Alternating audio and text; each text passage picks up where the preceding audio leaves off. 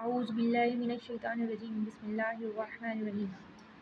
آج ہم پڑھیں گے حضرت عیسیٰ علیہ السلام کا آسمان پر جانا۔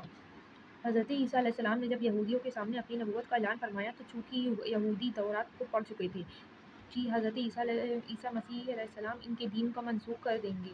اس لیے یہودی اپنے آپ کے دشمن ہو گئے، یہاں تک کہ جب حضرت عیسیٰ علیہ السلام نے یہ محسوس فرما لیا کہ یہودی اپنے کفر پر اڑے رہیں گے اور مجھے قتل کر دیں گے، تو ایک دن آپ نے یعنی کون میرے مددگار ہوتے ہیں اللہ کے دین کی طرف 12 یا 19 حواریوں نے یہ کہا کہ ہم خدا کے دین کے مددگار ہیں، ہم اللہ پر ایمان لائیں اور آپ کے گواہ ہو جائیں کہ ہم مسلمان ہیں۔ باقی تمام یہودی اپنے کفر پر جمے رہے، یہاں تک کہ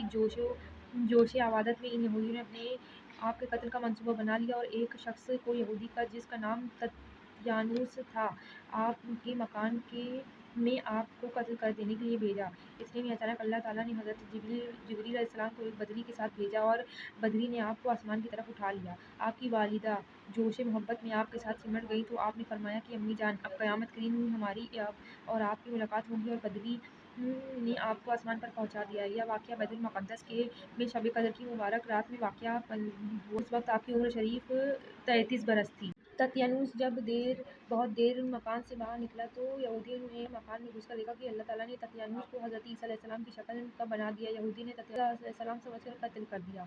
اس کے بعد تتیانوس کے گھر والوں نے غور سے دیکھا کہ صرف چہرہ حضرت عیسیٰ علیہ السلام کا تھا، باقی سارا بدن تتیانوس ہی کا تھا۔ تو اس کے اہل خاندان نے کہا کہ اگر یہ مقتول حضرت عیسیٰ علیہ السلام ہے تو ہمارا آدمی تتیانوس کہاں ہے، اور اگر یہ تتیانوس ہے تو حضرت عیسیٰ کہاں گئے۔ اس پر خود یہودیوں میں جنگ و جدال کی نوبت آ گئی اور خود یہودیوں نے ایک دوسرے کو قتل کرنا شروع کر دیا اور بہت سی یہودی قتل ہو گئے۔ خداوند قدوس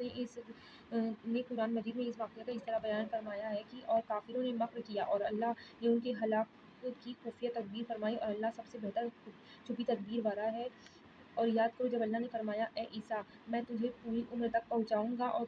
تجھے اپنی طرف اٹھا لوں گا اور تجھے کافروں سے پاک کر دوں گا اور تیرے پیرووں کو قیامت تک تیرے منکروں پر غلبہ دوں گا، پھر تم سب میری طرف پلٹ کر آؤ گے تو میں تم میں فیصلہ فرما دوں گا کہ جس میں تم جھگڑتے ہو۔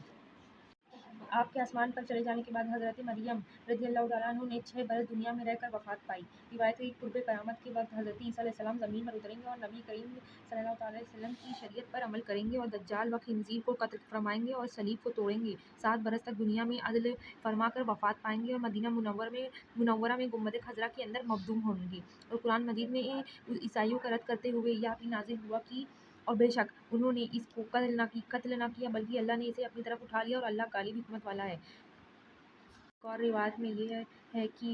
انہوں نے اس کا قتل نہیں کیا نہ اسے سولی دی، بلکہ ان کے لیے اس کی شکل و صورت کا ایک بنا دیا گیا۔